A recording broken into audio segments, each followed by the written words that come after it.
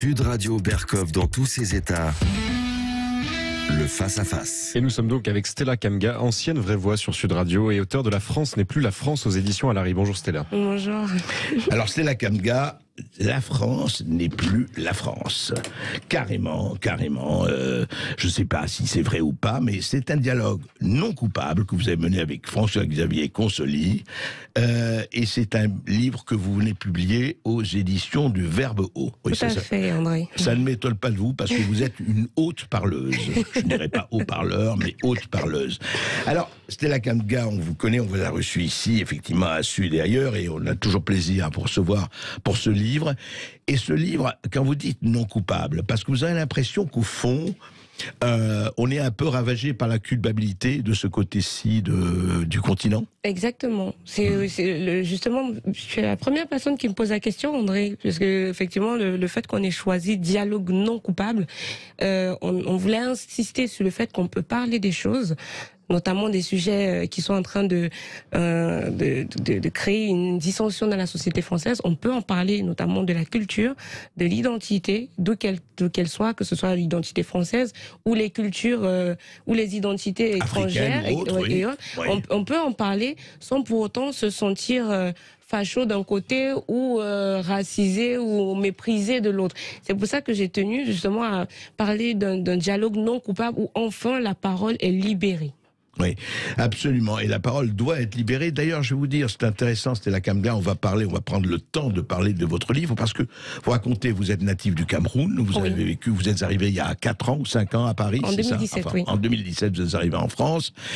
Et puis, pardon, vous racontez très bien votre éducation au Cameroun.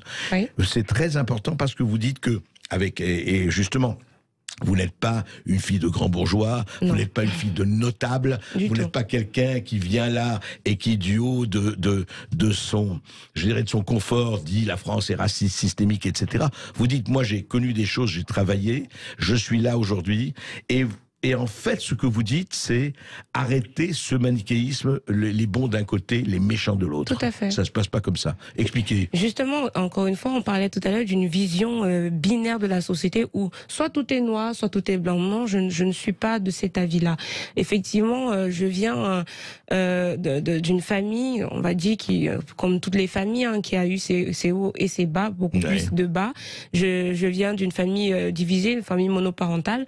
Ma mère, elle est enseignante de français, et l'éducation qu'elle m'a donnée, qu'elle m'a inculquée à ma sœur et à moi, c'est une éducation que je ne retrouve plus en France. Pourtant, elle était basée sur ce que justement la colonisation nous a laissé. Et quand j'ai essayé d'ouvrir le dialogue, qu'est-ce que c'était, pardon Stella, sur quoi était basée principalement cette éducation? Par exemple, l'école que nous on a reçue. D'ailleurs, je prends toujours plaisir à le rappeler. Les manuels scolaires, les grands classiques de la littérature qu'on étudie au Cameroun ne sont plus, par exemple, étudiés en France, ou alors, pour certains, il me semble que l'année dernière, on parlait d'en faire un autodafé, parce que, soi-disant, les textes de Molière ne seraient plus à la hauteur des personnes issues de diversité qui ne comprendraient pas un mot français. Moi, je viens d'une éducation où, quand c'était dur, on nous forçait, ou on nous encourageait aussi à aller lire le dictionnaire pour comprendre pourquoi un mot était difficile. Pour comprendre et lire un livre, avant même qu'on ne rentre même dans la lecture profonde du livre, on avait ce qu'on appelait des grilles d'analyse et des fiches de lecture. Mais aujourd'hui, c'est beaucoup plus facile de dire. Mais on vous forçait à l'exigence, à arrêter. Exactement. On se disait, en fait, d'ailleurs, la phrase de ma mère, c'était toujours ça, c'est que il faut pas voir le niveau de la société. C'est à toi d'être toujours dans l'excellence. Et ça, c'est pas par rapport à la France qu'elle me disait. C'est que elle disait, je suis enseignante et les enfants d'enseignants doivent être excellents, ils doivent prêcher par l'exemple. Et donc, oui, si vous voulez, de façon générale, et là, je dis vous par rapport à ceux qui nous écoutent, de façon générale, il y avait cette exigence-là de l'excellence. Or, maintenant, c'est écoutez, vous venez de la diversité, vous ne savez pas parler français. Au lieu de qu'on vous encourage à parler le français, on vous dit non, finalement, vous pouvez parler la langue qui vous arrange, ou au mieux, on va imposer certaines langues, parce qu'il me semble que ça fait d'ailleurs partie d'un sujet à scandale où le ministre Jean-Michel Blanquer disait qu'il allait imposer l'arabe maintenant dans certaines, dans l'enseignement. Ou alors un vrai français basique, c'est pas l'importance où vous avez 50 mots, c'est pas le problème. Je ne comprends même pas pourquoi les tests comme le TOEFL ne sont plus plus exigé, par exemple, alors que c'était le minimum basique. Et maintenant, on se retrouve avec une diversité qui est faible, non pas parce qu'elle ne peut pas y arriver, mais parce qu'on l'encourage dans sa médiocrité, tout simplement. Ouais. Et ça, et justement, vous dites, et vous en parlez très bien dans votre livre, que vous avez été effectivement formé à ça. C'est-à-dire votre enfance, effectivement, tout à fait. Nous, on a commencé. Oui, on a baigné dans les fables de La Fontaine, parce que ma mère, quand elle nous faisait lire ces fables-là, elle ne se contentait pas de nous faire lire une histoire. Vous savez qu'à chaque fin d'une fable de La Fontaine, il y a toujours une morale de l'histoire, exactement. Absolument. Et c'est à partir de là qu'on élevait les enfants, parce que là, l'enfant grandit avec les leçons de morale comme tout flatteur vit aux dépens de celui qui l'écoute, il faut travailler et non pas se reposer sur ses lauriers comme la fourmi. C'est le fond qui manque exactement. Le moins. Donc nous, on a grandi avec ça. Et ensuite, on a eu une civilisation qui a été clairement laissée par la colonisation française. On a eu des médecins. Quand je dis que la colonisation n'a pas eu que des mauvais points, je me fais agresser et attaquer sur les réseaux sociaux. Et on me dit que oui, je déteste l'Afrique ou je déteste les Noirs. Mais non, il faut quand même avoir l'honnêteté. C'est ça aussi, c'est ça qu'on appelle un dialogue non coupable. Il faut avoir l'honnêteté d'esprit de dire que s'il y a bien des choses qui ont fonctionné, et d'ailleurs jusqu'aujourd'hui, au Cameroun, le chemin de fer que nous a laissé l'Allemagne en 1921, c'est le même qui est toujours pratiqué, et pas un seul kilomètre de rail n'a été rajouté. Et je ne suis pas depuis 1921. Et les plus grands hôpitaux qui continuent de tourner dans le pays sont les hôpitaux qui ont été laissés par le Portugal, par la France et par les Allemands. Et je ne suis même pas d'ailleurs la première personne à le dire. Il me semble que Kofi Yamian, un ancien élu au Finistère, a tenu le même discours quand il est retourné au Togo, il me semble 30 ans après. On lui a posé la question et les anciens du Togo disaient qu'au moins quand la France était là, on avait au moins de quoi vivre, on avait au moins des remèdes, il y avait au moins des pistes qui étaient bien entretenues. Donc le dire ne fait pas de moi quelqu'un qui oublie les affres de la colonisation ou alors quelqu'un qui déteste les Noirs, mais ça me fait quand même réaliser un certain nombre de choses. C'est que nos pays, 70 ans après les indépendances, sont restés figés dans le temps. Et ça, c'est problématique. Et malheureusement, quand la diversité s'expatrie, et donc part du bercail pour arriver dans ces pays-là, au lieu justement de copier ce qui marche, au lieu justement de faire tout pour s'élever au-dessus de la condition sociale, parce que c'est aussi ça, quand on parle de nos différents pays, c'est bien que la société, l'ascenseur social, c'est surtout l'ascenseur social, c'est surtout le besoin économique, de s'affranchir de la pauvreté et d'aider la famille. Donc, au lieu de copier justement tout ce qui marche, ils viennent ici manifester à la place de la République pour réclamer des droits qu'ils n'ont même pas laissés quand ils partaient de chez eux, qu'ils n'ont même pas eu, exactement. C'est ce que vous dites. Stella, on va continuer à parler de tout cela, Stella Kamga, après les informations et avec les auditeurs de Sud Radio. Et vous connaissez le franc-parler de Stella Kamga, donc vous nous appelez jusqu'à 14h. À tout de suite. Berkoff dans tous ses états. Et je suis toujours avec Stella Kamga, et plus que jamais sur ce livre, un très joli petit brûlot qui s'appelle La France n'est plus la France, un dialogue non coupable. Mais ça, Stella Kamga, vous savez que vous n'êtes pas ravagé par la culpabilité, ce qui fait quand même une partie de votre charme. Je voudrais rappeler simplement, là je viens d'apprendre, vous savez, dans le journal, que Christiane Taubira s'est retirée de la course. Elle n'avait que 181, hélas, 181 parrainages. Juste un mot, comment ça se fait que Anne Hidalgo, qui avait plus de 1000 parrainages, donc elle avait besoin que de 500 parrainages. Comment ça s'est fait, Anne Hidalgo, quand on est socialiste, Anne, on partage? Pourquoi on n'est pas partagé avec quelqu'un qui est si proche de vous, qui est Christiane? Non, c'était là que vous en pensez, il y a un problème de partage, là. Effectivement, je trouve ça complètement hallucinant, parce qu'effectivement, j'ai toujours pensé que Christiane Taubira représentait très bien toutes les tares de la gauche, tout autant que... Elle coche toutes les cases, vous exactement, voulez dire. Tout autant qu'Anne Hidalgo, d'ailleurs, elle est racisée, elle a voté les lois LGBT, elle est pour l'évangile de la repentance, elle est pour l'assistanat des jeunes. En fait, c'est ça, et c'est d'ailleurs toutes les idées et tous les nouveaux combats. Elle est pour l'inclusion, écriture inclusive, tout ça. C'est les nouveaux combats de la gauche. Donc je n'ai pas compris pourquoi elle n'a pas été soutenue par Anne Hidalgo, qui au départ, il faut le préciser, ne voulait même pas se lancer dans cette campagne. Donc, sachant très bien que pour le coup, si Christiane Taubira avait eu tous ses parrainages, elle serait clairement devant Anne Hidalgo. Donc pourquoi c'est peut-être pour ça qu'il n'y a pas eu de partage. Pourquoi elles ne se sont pas attendues? Mais alors justement, par rapport à ça, vous parliez de ce que vous appelez des tares, vous y allez fort, mais après tout, c'est votre droit le plus strict. Mais qu'est-ce qui fait, alors justement, pourtant on dit que ça marche très fort, tout ça, tous ces wokismes, décolonisation, etc. Vous citez un certain nombre de gens, d'Assa Traoré à Okaya Diallo dans votre livre, etc. Mais en même temps, apparemment, ça ne marche pas si bien, puisqu'il n'y a pas tellement de monde. On voit les pourcentages d'Anne Hidalgo et de Christiane Taubira dans les sondages, donc c'est pas si populaire que ça, quand même, tout ça. Non, je dirais plutôt qu'au niveau de la gauche, c'est une guerre d'ego. Parce que finalement, on ne les voit pas. Apostrophe EGO. Oui, ouais. On ne les voit peut-être pas chez Christiane Taubira ou chez Anne Hidalgo, mais on le voit très bien chez Jean-Luc Mélenchon, qui a également un électorat très ancré dans la cancel culture, les autres combats de la gauche. Là où je ne trouve pas, par contre, Jean-Luc Mélenchon cohérent, c'est que c'est le le candidat qui va défendre tous ces combats-là, mais qui va refuser de s'aligner derrière une femme racisée. En matière de cohérence, on a vu mieux quand même. Pourquoi il n'a pas refusé de s'aligner derrière Si, il a dit qu'il était la personne la mieux placée et que s'il y a quelqu'un qui devait s'aligner derrière lui, ça allait être... C'est l'ego, cher Stella. C'est ça. Mais revenons à votre livre et revenons... Alors, vous, c'est intéressant parce que vous arrivez effectivement, vous arrivez du Cameroun, vous avez été élevé là-bas, votre adolescence, vous êtes arrivé à Paris il y a 4-5 ans. Et qu'est-ce qui fait qu'aujourd'hui, vous êtes aussi radical, au vrai sens et au bon sens du terme, contre cette espèce de doxa, cette espèce de politiquement correct, de racialement correct, d'ethniquement correct, de communautarisme correct, comme vous voulez. Qu'est-ce qui fait que... c'est quoi? C'est l'expérience que vous avez eue en France qui vous a un peu amené à ça? Aussi, mais c'est surtout que j'ai peur. Peur dans le sens, peur dans le sens où je ne vois pas mon avenir. Je le dis à la fin du livre, il est flou.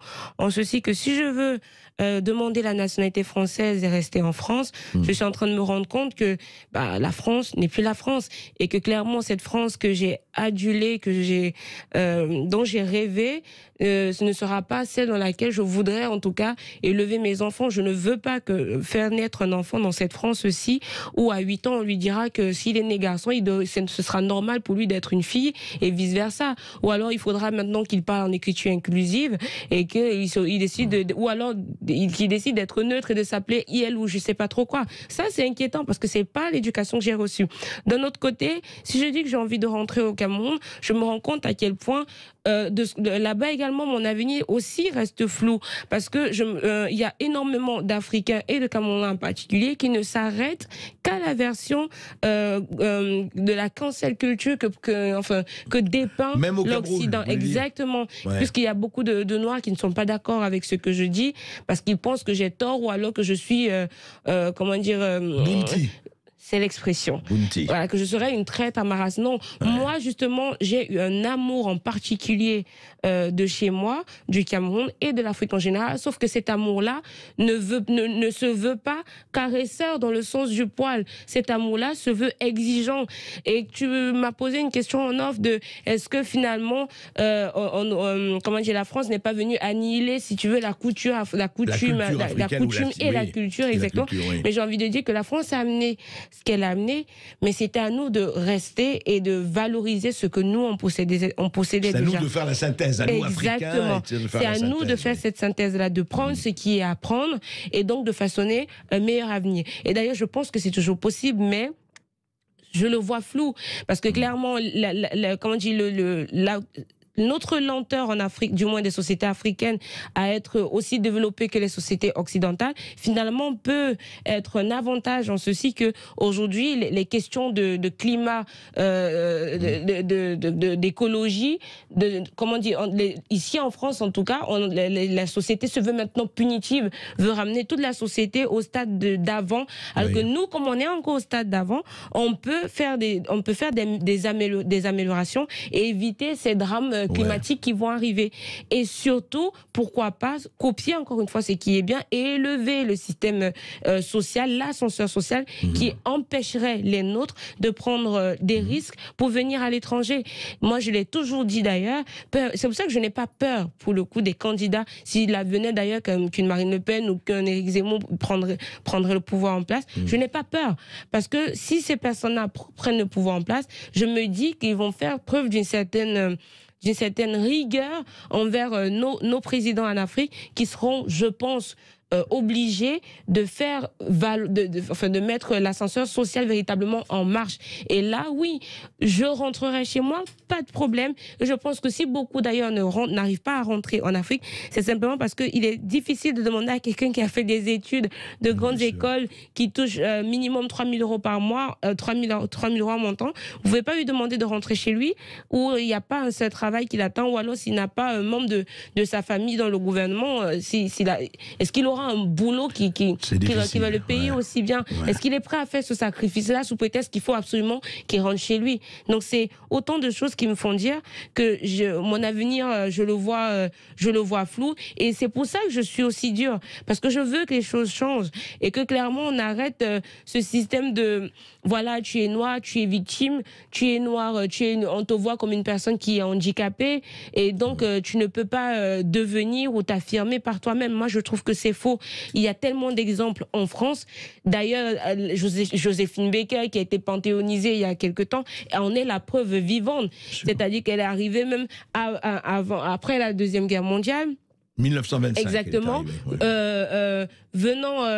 Non, elle a été là d'ailleurs pendant la Deuxième Guerre mondiale. Elle a même participé. Elle est arrivée après la Première Guerre mondiale. La première, oui, pendant. Elle a été une activiste en France, une résistante, venant des États-Unis, qui eux, pour le coup, connaissaient les discriminations raciales. Elle est venue en France et quand elle a écrit son livre, qu'est-ce qu'elle a dit? Elle a dit: je n'ai pas une seule goutte de sang français, mais je me sens française. Et j'aimerais beaucoup que, pour le coup, ceux qui sont issus de la diversité se disent, pour ceux qui veulent rester, je n'ai pas une seule goutte de sang français, mais je me sens française ou français. C'est la phrase de Romain Gary. Aussi, d'ailleurs, il me semble. Et ceux qui veulent partir, ils n'ont qu'à se dire: je n'ai pas une goutte de sang français, je veux rentrer défendre mon pays, mais je n'ai absolument rien contre les Français en général ou contre la France en particulier. Vous, en fait, ce contre quoi vous insurgez, Stella Kamga, et vous le dites dans votre dialogue non coupable, c'est qu'on a classé les gens et on les a classés. Alors, les gens font un fonds de commerce certain de leur victimisation. On joue de ça et ça rapporte bien, comme certaines féministes font un fonds de commerce de leur féminisme et ouvrent des cabinets où dans des entreprises on contrôle le sexisme et les entreprises payent très cher pour que l'on contrôle la misogynie des uns ou le sexisme des autres. Donc vous vous insurgez contre ça, quoi, contre cette espèce d'exploitation quasiment commercial, il faut le dire. Et c'est surtout que ce n'est même pas rentable finalement pour ceux soi-disant pour lesquels on se bat. Je tiens quand même à vous rappeler, parce que il y en a un en particulier qui s'en prend à moi sur les réseaux, il s'appelle Claudicia qui a été nommé, il a été nommé sous l'ère Sarkozy au ministère de l'égalité des chances. Or voilà quand même quelqu'un à qui Sarkozy, d'ailleurs il vient des Dom-Tom, voilà quand même à qui le président Sarkozy, quelqu'un à qui le président Sarkozy a donné toutes ses chances pour prouver justement aux Français et aux personnes issues de la diversité qu'il peut y avoir une passerelle où chacun ferait le chemin et on se retrouverait au milieu pour discuter, pour échanger. Mais qu'est-ce qu'il fait sur les réseaux sociaux? Il crache sur la France, il insulte la France, il insulte les Français, et toute personne qui a une couleur mate pour lui est une personne raciste. Donc moi j'en ai marre en tout cas de ces personnes-là qui se disent prophètes ou alors évangélistes de ce prêche de la victimisation, qui prennent de l'argent, qui sont nommés à des ministres, à des ministères, mais qui finalement ne font même pas ce pourquoi on les paye. Écoutez, si ce monsieur veut répondre, évidemment, nos antennes lui sont ouvertes. Et on se retrouve juste après une petite pause. Et si ceux qui nous écoutent veulent réagir, ils nous appellent au 0826 300 300. À tout de suite.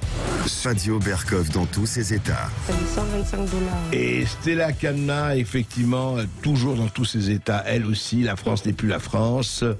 Un dialogue non coupable paru aux éditions du Verbe Haut, un pamphlet à suivre, effectivement. Stella, dans votre livre, vous dites ceci. Je suis, d'ailleurs, c'est intéressant pour une femme de 27 ans, c'est ça Oui. Vous dites, je suis pour une société d'ordre, effectivement, car rien n'est possible s'il n'y a pas d'ordre. Oui. Que ce soit ici, au Cameroun ou ailleurs. Oui, tout à fait. Déjà au Cameroun, ce que je vois ici avec la police, ça ne se fait pas là-bas. Pour le coup, quand on parle de violence policière, ça existe. Parce que oui, il ne viendrait pas à l'idée de quelqu'un d'aller manquer de respect à la police.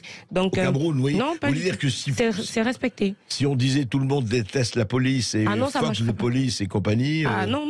all cops are bastards. Exactement. Bah oui, non, ça ne marcherait pas, mais vraiment. D'ailleurs, au Cameroun, si je te fais contrôler que tu n'as pas ta pièce d'identité et que c'est peut-être un vendredi, ça te trouve le jour où on défère les prisonniers en prison, bah il y a plein de gens comme ça qui se retrouvent en prison pour rien. Et c'est une chose d'entrer, c'est une autre d'en sortir. Mais c'est excessif peut-être. Oui, c'est très excessif, exactement. Mais en tout cas, là, pour le coup, oui, je parlerai de violence policière, je parlerai d'exercice de la police, je parlerai d'énormément de choses, mais quand je vois ce qui se passe en France, j'ai envie de dire que, mine de rien, on a grandi on évolué dans cette atmosphère-là, où on respectait tout ce qui était figure d'autorité. On respectait les enseignants, on respectait la police, on respecte l'armée, on respecte le chef de l'État, on respecte les parents, on respecte vraiment tout ce qui représente figure d'autorité. Ce qui, malheureusement, n'est plus du tout le cas en France.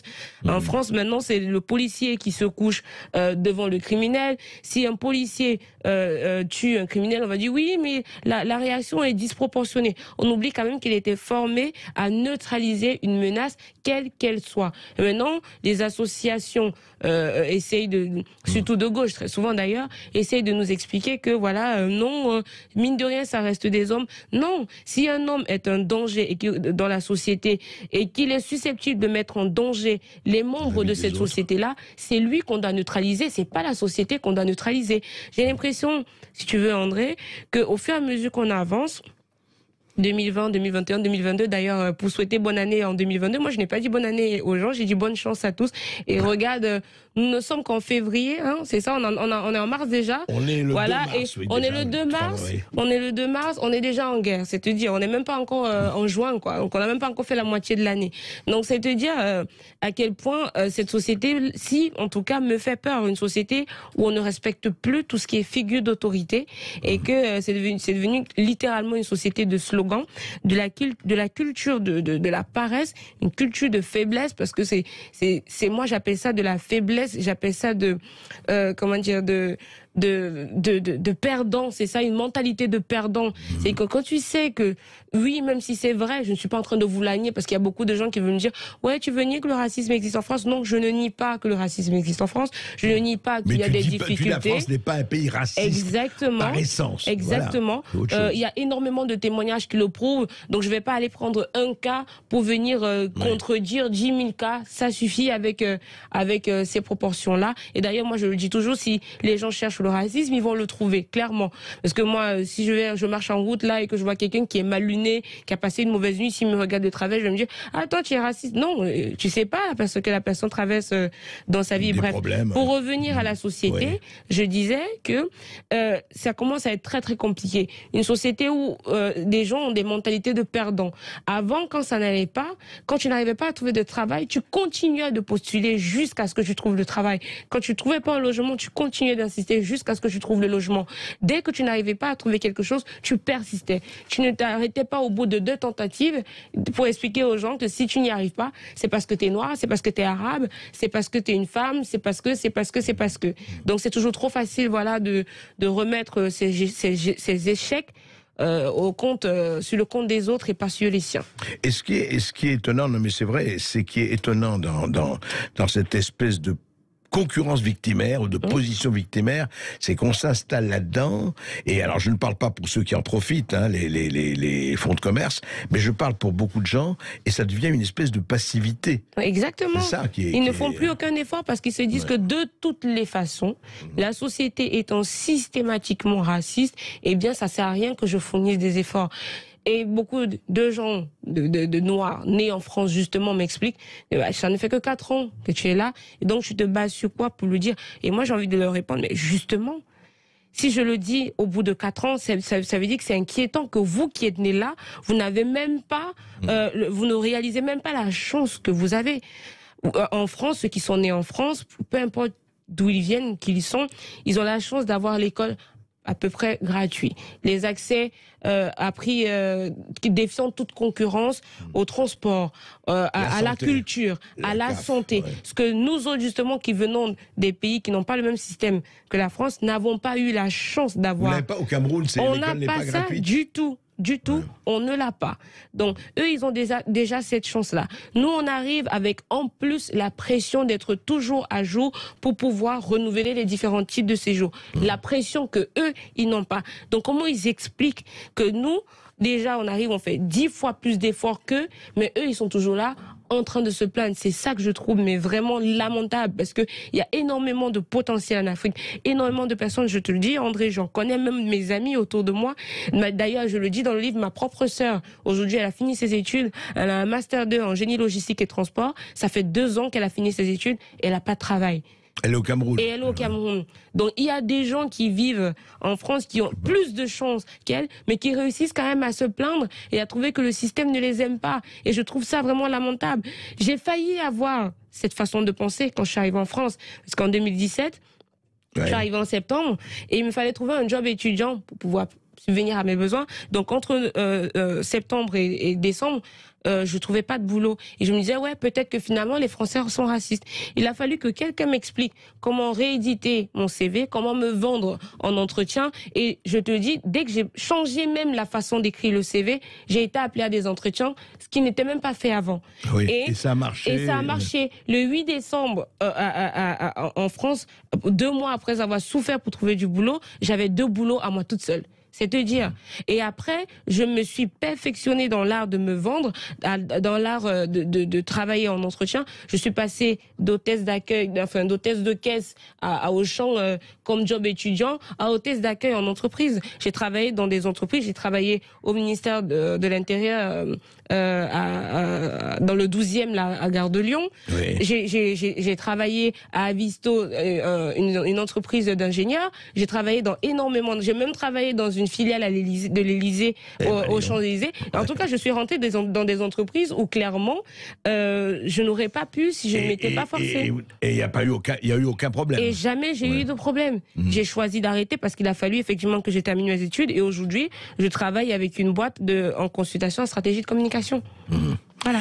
Eh bien voilà en tout cas un chemin, voilà quelque chose, il faut aussi dire que beaucoup d'Africains nés en France travaillent très bien. Ils sont exactement, pas dans et j'en connais, et ils sont pas du tout dans le renoncement, loin de là. Autant j'en connais effectivement des Africains qui sont nés en France et qui travaillent très bien et qui ne se plaignent pas, absolument. Autant j'en connais ceux qui ont eu le même parcours que moi, qui sont d'ailleurs mieux même, qui sont des ingénieurs, qui sont des médecins, qui sont des chefs d'entreprise, absolument. Et qui vivent très bien en France et pour le coup qui se sont intégrés. Donc pourquoi est-ce que moi je ne vais pas copier les exemples qui marchent pour aller pesantir, si tu veux, c'est des gens qui ont choisi d'être, comme on dit chez nous, non partants dans la vie, quoi. Le verre à moitié plein plutôt que le verre à moitié vide. Hein. C'est ça. C'est ma vision des choses. Et que vous soyez d'accord ou pas avec Stella, vous nous appelez au 0826 300 300. On prend le temps du débat jusqu'à 14h.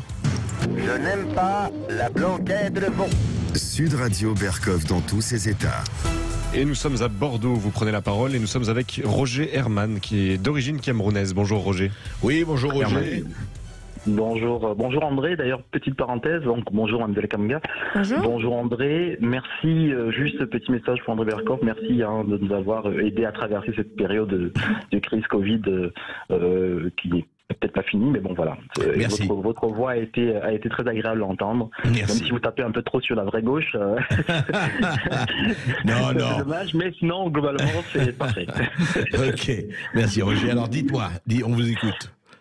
Oui, alors juste pour situer un peu d'où je parle, oui. Moi je suis donc d'origine camerounaise, je suis venu finir mes études ici universitaires et je suis cadre supérieur, je dois avoir une fiche fiscale qui est à peu près dans les 5% les plus gros revenus de France. Bon, pour dire que je vais porter la contradiction, mais je ne parle pas en étant dans la souffrance, monétaire, budgétaire ou quoi que ce soit.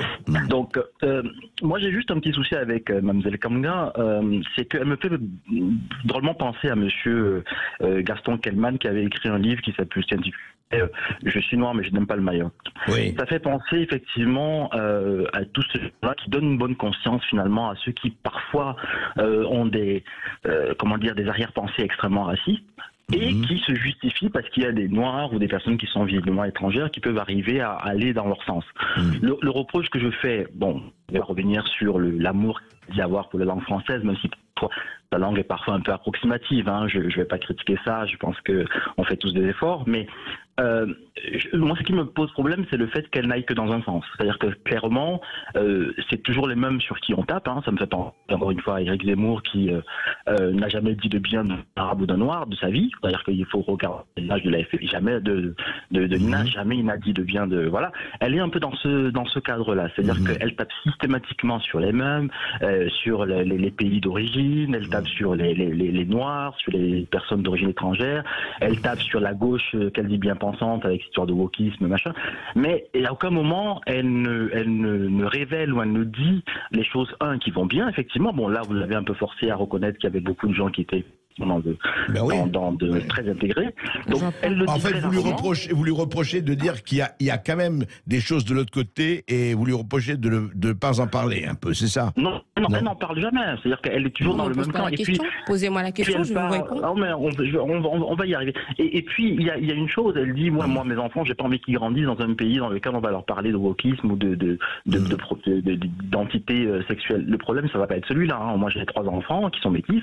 Je peux vous dire que vous aurez d'autres problèmes qui seront liés davantage à leur couleur, et pourtant je suis d'une catégorie sociale qui est plutôt très favorisée, je le reconnais, et pourtant ils ont subi malgré tout des remarques, parfois des agressions qui étaient liées uniquement à leur couleur de peau. Donc mettre tout ça de côté en faisant comme si ça n'existe pas, je trouve ça vraiment assez bizarre. Alors, et puis dernière petite chose sur les écrivains en Afrique, enfin je vais pas reciter, mais enfin Kizerbo, Ferdinand, enfin je veux dire, on a tellement d'écrivains en Afrique qu'on n'a pas besoin de dire qu'il n'y a que la grande littérature française. Il y a aussi de la grande littérature africaine. Et vous voyez, c'est encore un exemple de ce qu'elle ne dit pas. Voilà. Alors écoutez, elle va vous répondre. Alors, d'accord. Alors, il dit qu'il y a bien des choses qu'on ne dit pas. Écoutez, vous avez eu la parole pendant approximativement, je sais pas, 1 minute là, et vous ne m'avez posé aucune question justement sur ce que je ne dis pas pour avoir mon avis sur ce que je ne dis pas. C'est une question qu'elle vous a posée. Non, là, il a fait un reproche de dire que je ne dis pas un certain nombre de choses. S'il veut que je lui cite ou que je vante la littérature africaine, je peux très bien le faire. Moi, j'ai effectivement lu des livres comme Balafon, d'Angèle Bervin, de La Croix du Sud, de Joseph Ngoué, Sous la cendre de feu d'Evelyne Poudjingolais. Je peux lui citer. J'ai toute une littérature africaine que j'ai en magazine. Mais si on ne me pose pas les questions, ben je ne vais pas y répondre. Je vais pas non plus me lever le matin et chanter comme un rossignol. C'est pas ça la question. Mais maintenant, il me parle effectivement de ces enfants ou de X ou Y personnes qui peuvent subir du racisme en France. Il me semble d'ailleurs que je vais pas manquer de rappeler que je ne suis pas en train de nier le racisme en France. Monsieur, mais vous savez très bien, si vous êtes venu finir vos études en France, venant du Cameroun, vous savez très bien qu'en matière de discrimination, on est plutôt pas mal.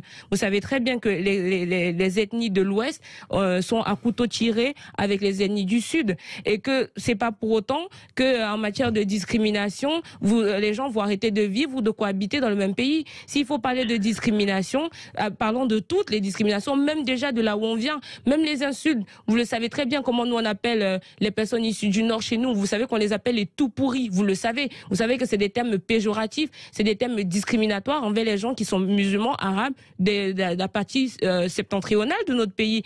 Non, je suis désolé, mais vous avez une méconnaissance de votre propre pays. Bah non, c'est pas une méconnaissance, c'est la vérité. Si vous choisissez d'être dans le déni, c'est votre problème. Vous me parlez, pardon, laissez-moi terminer, mais vous me parlez de discrimination en disant que je ne cite pas toutes les discriminations. Vous voulez me faire du cas par cas pour mieux expliquer que voilà, c'est ça la société et que vos enfants souffriraient plus dans un monde où leur couleur de peau serait sujet à des discriminations. Moi, je suis désolée, je ne crois pas que c'est vrai, et vous en êtes la preuve. Vous avez la preuve parce que vous dites que vous avez réussi en France. Vous dites que vous avez un salaire qui est situé dans les 5% de la population les plus riches. Pourtant, ce n'est pas votre couleur de peau, visiblement, qui a été un frein à votre accomplissement. Donc, vous n'êtes même pas cohérent dans ce que vous dites.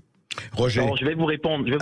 Alors, c'est à quel prix? Vous savez, si vous devez faire 100 mètres, un 100 mètres haie, mais qu'on vous met à 200 mètres de la ligne d'arrivée, vous y arrivez peut-être, vous arrivez même peut-être à gagner, mais enfin, vous avez fait un peu plus d'efforts que ceux qui ont été admis à 100 mètres. Donc, dire ça, c'est que encore une fois, je pense qu'il y a un logiciel intellectuel qu'on n'avez peut-être pas encore mûri, mais vous allez y venir, c'est pas grave, vous êtes arrivé il n'y a pas très longtemps. Ça ne veut rien dire, c'est pas une excuse. Non, mais Mais oui, si, je vois visiblement, vous ne comprenez pas un certain nombre de choses. Si, je vous comprends, mais c'est vous qui choisissez justement de dire que mes arguments n'ont pas de poids sous le prétexte que je ne viens que d'arriver. Et c'est là où on n'est pas d'accord.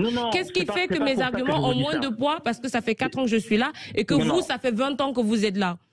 Qu'est-ce qu'il fait? Alors laissez Roger répondre et puis on va passer à autre chose. Je vais vous expliquer. Je vous explique ça parce que vous dites que je ne suis pas cohérent parce que moi-même j'ai réussi, ainsi de suite. Non, mais je vous explique que, étant là effectivement depuis plus de 20 ans, j'ai réussi, mais à la force de beaucoup plus d'efforts que bien de mes copains qui, eux, n'avaient pas à souffrir, j'allais dire, de certaines discriminations. Je ne vais pas revenir sur mon parcours de vie, c'est pas le lieu ni l'objet. Mais clairement, vous êtes dans un déni. Vous parlez de déni, vous êtes dans un déni. Vous parlez du Cameroun. Vous parlez du Cameroun et du fait qu'il y a du tribalisme, puisque c'est comme ça qu'on appelle ça. Mais le tribalisme au Cameroun est un tribalisme qui met les gens à égalité. C'est-à-dire qu'on ne va pas vous refuser un appartement parce que vous êtes de telle ou telle ethnie. Ça, expliquez bien à nos auditeurs par rapport à l'appartement que déjà pour louer un appartement au Cameroun, il faut prévoir 8 mois de loyer en avance, plus 2 mois de caution, et que clairement, vu le niveau de vie, ce n'est même pas d'abord tout le monde qui peut se permettre d'avoir un an de loyer à l'avance pour se permettre de louer un appartement, même pas d'acheter, mais de louer. Donc là, effectivement, on ne peut même pas parler de tribalisme. Soyez déjà honnête là-dessus. Soyez déjà honnête là-dessus. Mais oui, mais justement, je suis là-dessus. Là pour le coup, le tribalisme n'a absolument, on peut même pas parler de tribalisme, André, parce que effectivement aussi, je vois pas quelle personne, en tout cas en France, a comment dire, les moyens de se louer un appartement et on lui dit que voilà, tu ne peux pas louer un appartement parce que généralement quand on refuse, et j'ai travaillé avec ces gens-là, avec des copropriétaires, généralement quand ils refusent un appartement, c'est qu'ils ont l'impression que ces gens-là sont des mauvais payeurs, et il y a des témoignages. Nier les témoignages, c'est nier la vérité. Mais ça c'est un problème social et économique. Exactement, c'est lui qui a fait le parallèle entre le problème social économique et le problème de l'appartement. Maintenant, si vous voulez me parler d'emploi, allons-y. Mais je peux clairement vous apporter des arguments contraires. Moi, je crois, et je vois très bien, enfin, je ne veux pas jouer les Salomon, et enfin, je vois très bien, je crois que vous deux, je ne dis pas, vous partez de prémices différentes. C'est-à-dire qu'au fond, le problème, c'est que Stella Kamga est un peu, si on l'attaque, mais je crois qu'on l'attaque, mais on oublie une chose, que le balancier est allé très loin. Vous comprenez? À partir du moment où on dit, et c'est ça, et elle n'est pas le seul, Albert, et beaucoup d'autres Africains qui habitent la France, qui sont nés en France, etc., le disent aussi.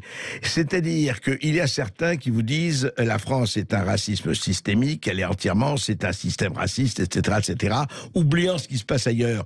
Or, quand on parle avec eux, ils disent ah oui, mais on est en France, on va pas parler du reste. Non, la France n'est pas une monade atomisée, comme vous savez, une planète. Je crois qu'il faut, quand on regarde tout ça, il faut être très effectivement, je ne dis pas modéré, loin de là, mais il faut être lucide et pas avoir des 2 poids 2 mesures. Je crois que il y a des problèmes racistes, c'est évident que le racisme existe. Personne ne le nie. Ça. En tout cas, pas moi. Mais vous savez, André, je peux juste vous conclure avec ça.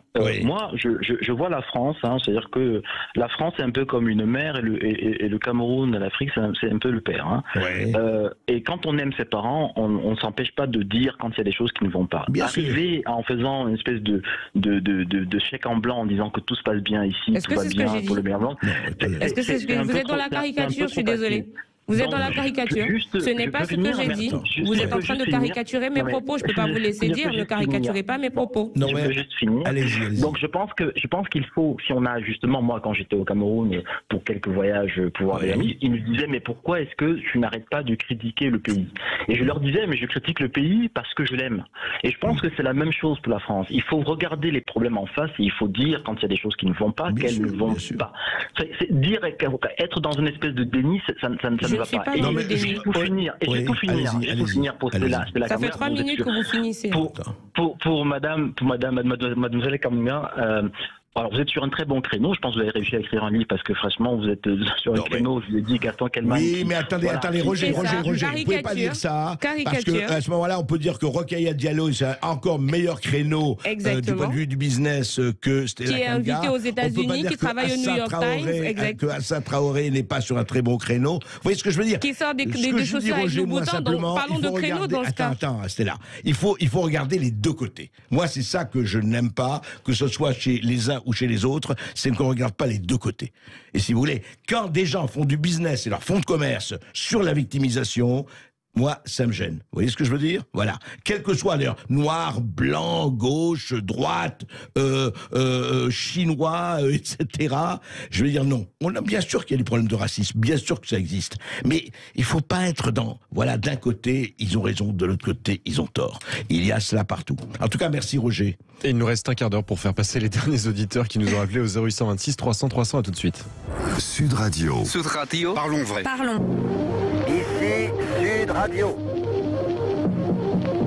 Les Français parlent au français. Les carottes sont cuites. Les carottes sont cuites. Sud Radio Berkov dans tous ses états. Et un appel qui nous vient de Corse, et vous avez vu le débat continue pendant la pub.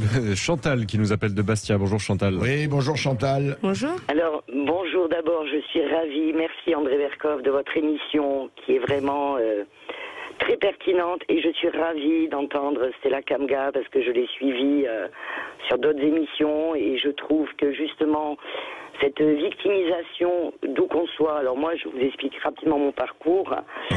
Alors bon, moi je suis blanche, je suis une femme, moi j'ai perdu la vue à 19 ans, donc je suis une personne aveugle, et j'ai recommencé toutes mes études. Je suis repartie de Corse, je suis partie à Paris faire mes études. Et comme disait Roger, eh ben oui, il faut qu'on fasse des efforts supplémentaires. Quel que soit notre handicap, qu'il soit social, handicap physique ou n'importe quoi, on a des efforts à faire. C'est vrai qu'on nous en demande certainement plus, mais nous avons la fierté de réussir. Et je voudrais dire à tous ces gens, quelle que soit leur origine, quel que soit leur handicap, eh ben oui, il faut se battre. Mais vous savez, il y a des gens qui sont ni métissés, ni d'origine différente, qui vont très bien et qui subissent aussi la discrimination. Je veux dire, après, il y a des gens bêtes. J'ai écouté Roger, ben c'est sûr, ces enfants, mais c'est de la bêtise, c'est pas du racisme. Moi, à Paris, je me suis fait traiter de sale corse. J'ai pas dit que tous les Français étaient racistes, je dis, je suis tombé sur un con. Exactement. C'est pas la même chose. Et moi maintenant j'ai une carrière, bon j'ai pas à me plaindre, j'ai été kiné, après j'ai fait l'école des cadres, j'ai un bon poste à l'hôpital Bastien, mais il a fallu se battre. Eh ben oui, mais je crois qu'il y a plein de gens qui sont, je dirais, allez, employons le mot français de souche, je dirais, qui ont des handicaps sociaux et qui se battent aussi. Après, des imbéciles, il y en a de partout. Et ce que j'aime dans Stella Kamga, et je voudrais la remercier, elle est en France, donc elle parle de la France et comment elle ressent la France, et pas du Cameroun. Et elle a un œil neuf par rapport à ça, et elle veut pas tomber dans la caricature que sous prétexte qu'on soit noir, qu'on soit arabe, ou qu'on soit handicapé, ou qu'on soit une femme, on ait moins de chance. Moi je vais vous dire, je remercie parce que les études de kiné, j'aurais jamais pu, je l'ai fait dans une école spécialisée bien sûr, mais j'avais des amis qui n'étaient pas français, et eux-mêmes me le disaient. Ils me disaient, heureusement que je suis ici, étant en Tunisie, heureusement que... Et donc, je pense qu'on a quand même de la chance. Et ce que je voudrais dire à tous les gens qui se sentent pas bien parce qu'ils ont plus un handicap social qu'un handicap racial, battez-vous, allez à l'école. Et les parents, poussez-les à aller à l'école. Exactement. Donc je voudrais remercier vraiment Stella Kamga pour son combat, parce qu'elle se fait insulter, elle se fait traiter de je ne sais quoi, de tous les mots d'oiseau. Et je pense qu'elle a beaucoup de courage, cette femme. Et voilà, c'est là, je voulais vous remercier. C'est moi qui vous remercie de votre témoignage. Vous êtes aussi notre combat pour nous, personnes handicapées, parce qu'on est dans le même bateau. Et que la discrimination, eh ben moi, bon, j'ai un handicap visible, donc ça se voit.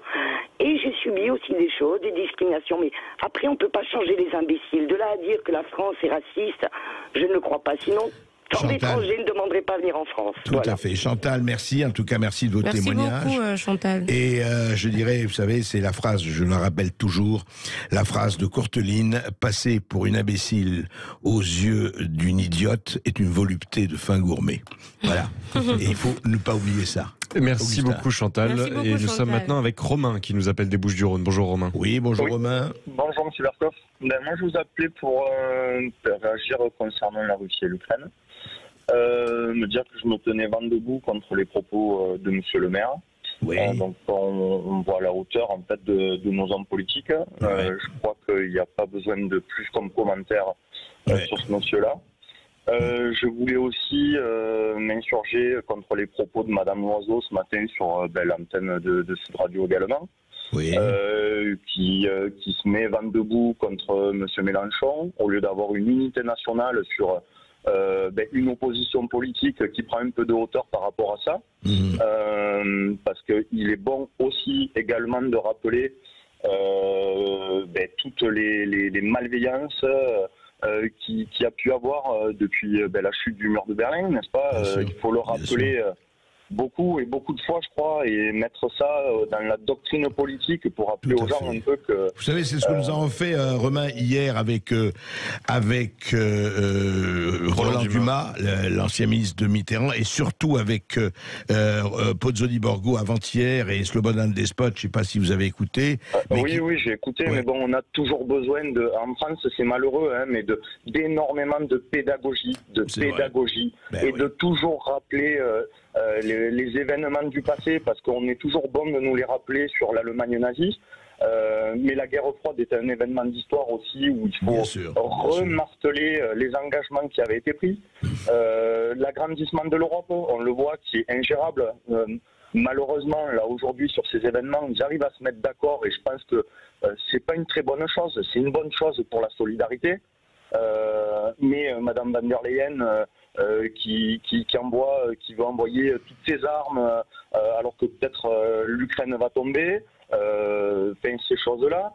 Je veux saluer aussi Monsieur Villepin, qui est intervenu sur France 2 et qui a repris Monsieur BHL, qui est un arriviste intellectuel, celui-ci, qui vient s'occuper de politique, mais il ferait mieux de rester à sa place. Il nous faut des politiques qui aient de la hauteur. Écoutez, il y a surtout de l'apaisement. C'est vrai, Romain, écoutez, il y a des élections dans 5 semaines. Et surtout qu'on n'oublie pas ça, il faut réellement que ça change. C'est dans 5 semaines. Il ne faut pas l'oublier, aller voter, et vraiment tous aller voter et essayer de faire baisser cette abstention. Voilà. Absolument. J'ai écrit un livre qui va sortir dans quelques jours. Je me fais une petite publicité qui s'appelle Abstention piège à con. Et je dis, écoutez, votez pour qui vous voulez, mais effectivement, votez. Merci Romain. Merci Romain pour votre appel. Nous sommes maintenant avec Eric qui nous appelle de Paris. Bonjour Eric. Oui, bonjour Eric. Bonjour André Berkoff. Merci pour votre émission. C'est toujours une bouffée d'air frais ou une fenêtre d'espérance. Merci. Voilà, je voulais donc, avant de remercier votre invité, faire deux petites remarques sur vos deux précédents interviewés ou interlocuteurs, c'est-à-dire Roger et puis cette personne Chantal. aveugle et puis cette personne Chantal. de Corse, Chantal de Corse. Bon, écoutez, la discrimination ou les handicaps, de tout ce que vous voudrez, on peut pas... vous avez donc des fils d'ouvriers, des fils de paysans, des fils de ceci, ou des personnes qui ont des handicaps, qui sont obligés par nature ou par obligation pour réussir de faire des efforts plus que d'autres.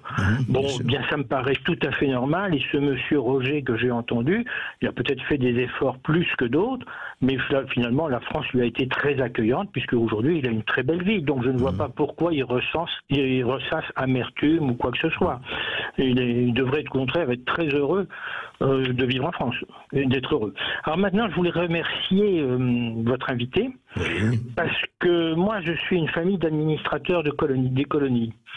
Et donc, effectivement, ces administrateurs coloniaux ont donné beaucoup d'eux-mêmes pour enrichir ces pays en prodiguant l'enseignement, sur la santé, en mettant fin aux grandes épidémies qui décimaient l'Afrique, sur le développement des infrastructures pour leur permettre une certaine économie. Donc, je regrette qu'aujourd'hui encore, nos politiques ne pointent jamais ce que la France et les Français et ces gens ont pu faire, ainsi que les militaires. Ils ont fait beaucoup pour l'Afrique, et je remercie beaucoup Stéphane Engel d'avoir eu quand même un mot pour dire que finalement nous n'étions pas tous des salauds, tous des salopards. Je trouve ça très bien. Et puis par ailleurs, effectivement, en Afrique, il y a aussi des guerres tribales et des guerres ethniques qui sont très violentes et que la colonisation a permis de réduire. Alors effectivement, après la colonisation, on a eu un problème, je crois. J'avais un oncle qui était là-bas à Niamey dans les années 70. On a eu un problème, c'est que les coopérants ont beaucoup changé le visage que l'on pouvait avoir des Français en Afrique. Beaucoup de coopérants sont partis avec une idéologie qui a, je dirais, vicié nos rapports et qui ont peut-être été très malheureux pour l'Afrique ensuite. Stella, qu'est-ce que vous pensez de ce que vient de dire c'est tout à fait vrai, mais si je m'exprime encore, j'aurai un procès d'intention en disant oui, tu n'as pas pointé tous les affres de la colonisation, mais en réalité, il faudrait qu'on comprenne un certain nombre de choses. C'est-à-dire que autant, effectivement, comment dire, moi, ma parole vient s'insurger par rapport à ce que les autres disent. Les autres le pointent déjà assez, donc j'ai pas besoin de venir renchérir sur ce qui est déjà dit. Par contre, là où moi j'arrive, c'est d'apporter des limites à certains raisonnements qui peuvent effectivement pousser à la radicalité. Exactement. C'est ça ma position. Et clairement, ce monsieur-là, il a raison. Et le dire ne fait pas de moi quelqu'un comme l'autre a essayé de dire que je ne critique, que je n'aime pas l'Afrique ou alors que je ne suis pas assez, que je préfère la France. Non, c'était pas ça. Je réitère mes propos. J'ai ma façon à moi d'aimer chez moi. Ça ne passe certainement pas par caresser dans le sens du poil. Ça se transmet par l'exigence parce que oui, je sais. Et ce n'est pas parce que je ne décris pas tout ce que j'ai traversé en 4 ans en France que ça veut dire que ma vie a été belle et splendide. Mais je sais pertinemment qu'aujourd'hui, justement, n'ayant même pas encore terminé mon parcours, je peux déjà être fière de ce que j'ai accompli parce que oui, j'ai été mise à la rue dehors par la communauté camerounaise, par les gens chez qui j'habitais, les personnes qui m'ont le plus maltraité, insulté, poursuivi sur les réseaux sociaux, agressé dans la rue, insulté et menacé de mort. C'était les gens de ma soi-disant communauté. Ils auraient vécu la même chose en France, ils seraient toujours les premiers à aller se plaindre que c'est les Français qui sont racistes. Mais s'ils sont les premières personnes, ils ou elles d'ailleurs, à être racistes envers leurs propres confrères noirs, parce que soi-disant dans le débat, ils ne sont pas d'accord, il y a un problème de cohérence. Donc encore une fois, moi je rejoins notre auditeur qui intervient Eric. En disant que oui, c'est vrai, les luttes contre les maladies infectieuses, l'éducation qu'on a reçue, les livres qu'on a pu apprendre à lire, les routes qu'on a pu nous construire, les hôpitaux qu'on nous a laissés, les établissements, même les maisons, les HLM, aujourd'hui ici c'est les HLM, au Cameroun c'est ce qu'on appelait des canciques et c'était pour des riches, pour des fonctionnaires. Donc même tout ça qui a été laissé, c'est un héritage pour certains qui ont été très très mal entretenus et qui sont restés les vestiges d'un passé, mais au moins qui ont contribué à l'évolution. Il ne faut pas généraliser, exactement. Il ne faut pas être binaire, vous l'avez dit Stella Kamna. Dès le début de cette émission. Absolument, et il ne faut pas oublier que la France, j'espère, restera quand même la France, on verra bien. En tout cas, lisez ce dialogue non coupable, il vous ouvrira. Et dans un instant, vous retrouvez Brigitte Lay, comme tous les jours, jusqu'à 16h, qui pose une question philosophique séculaire. Mieux vaut être seul que mal accompagné.